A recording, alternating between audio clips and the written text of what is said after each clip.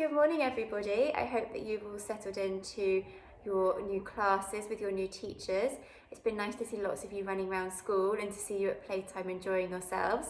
It seems a little strange, doesn't it, to be doing virtual assemblies like this rather than being in the hall with everybody.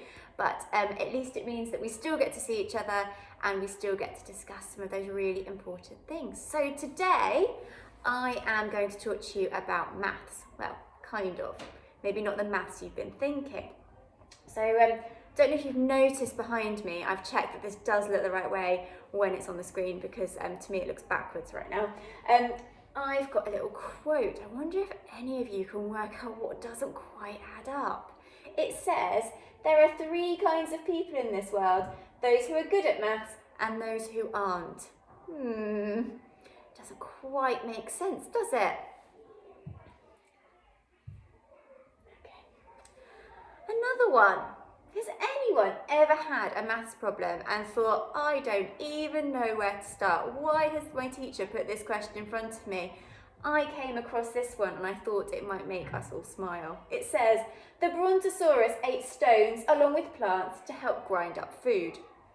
Tippy swallowed 4 rocks, then munched on 3 giant leaves. She spit out 2 of the rocks when she chewed out a sour bug. Question number 1. How many rocks did she keep in her stomach? Okay, we might be able to work that one out. Number 2. Did she eat a tomato hornworm? Don't remember seeing anything about that. And number 3. How many rocks would Tippy have in her stomach if the bug tasted good? There are some very strange maths questions and sometimes that we get where we think, I honestly can't answer that. But you know that that's not always the case. The biggest myth, I mean something that's not true about maths, is that it's something you either can or can't do. Because it's just not true. Every single person can do maths and every single person is able to problem solve and to be able to find things out. So, as I said, it's definitely not true. Maths is all about investigating and discovering things, problem solving, and half the time it can be things that we don't even realise that we're doing. And it's all about making mistakes. Now, for some of us further up the school, I think in Key Stage 2, maybe in Year 2, we might be thinking that this relates to something that we've got in our classrooms, our stretch zone. And I'm sure if you look around your classrooms now, you have got your stretch zone up in your wall. And I know that Mrs. Stace talks a lot about when we're in our stretch zone is when we learn the best. Because if we find something really easy and we're in that comfort zone, we're not challenging ourselves and therefore we're not getting better at something. And whereas when we're in our stretch zone, we're really challenging ourselves. And sometimes with maths, that's what we have to do. In fact, all the time I'd say with maths and in all our learning, that's what we have to do. And I know that lots of you will have heard the term growth mindset.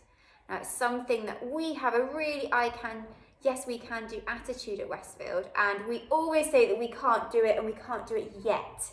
But it doesn't mean we can't do it. We are going to be able to, and we're going to find a way. And so all of us are working really hard to have a growth mindset, and a growth mindset tells us that we can do anything that we want to learn.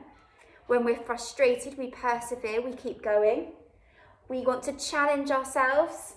When we don't succeed, we learn from those mistakes.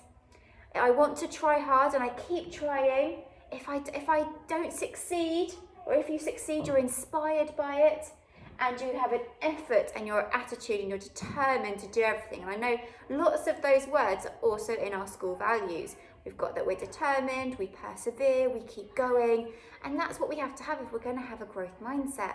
So actually, it's something that we can all have and we're all going to be able to do, and we're all going to be able to solve our maths problems that we have. This little pink person, or I guess you could call her red person, this is a fixed mindset, and this is what we work really hard not to have. Because a fixed mindset tells us that we're either good or we're not good. It tells us that when we're frustrated, we just give up, we don't keep trying. It tells us you don't want to be challenged, you just want things that are easy. You know what? When things are easy, they're not very much fun. And they also tell you that you have to be smart.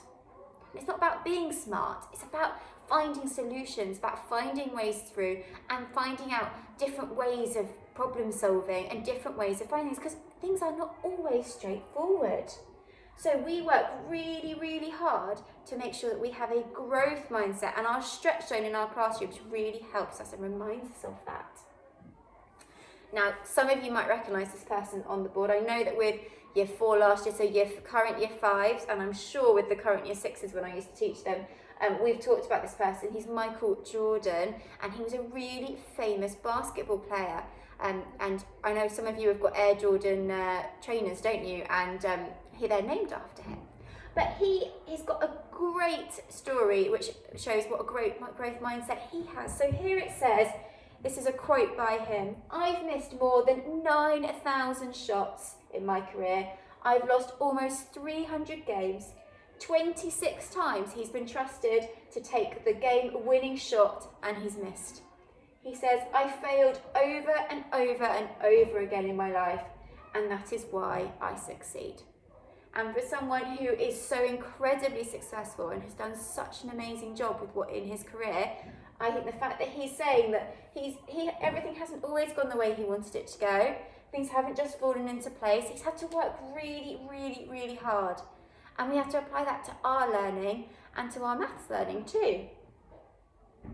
So, I know sometimes we can sit there when our teachers provide us with some of those questions, especially as we get further up the school and we get questions which are like, why am I doing this? Well, how's this going to help me? But you know what? Maths is really, really helpful as we get older. We're going to use it in so many different parts of our life, and we already do. Use it all the time.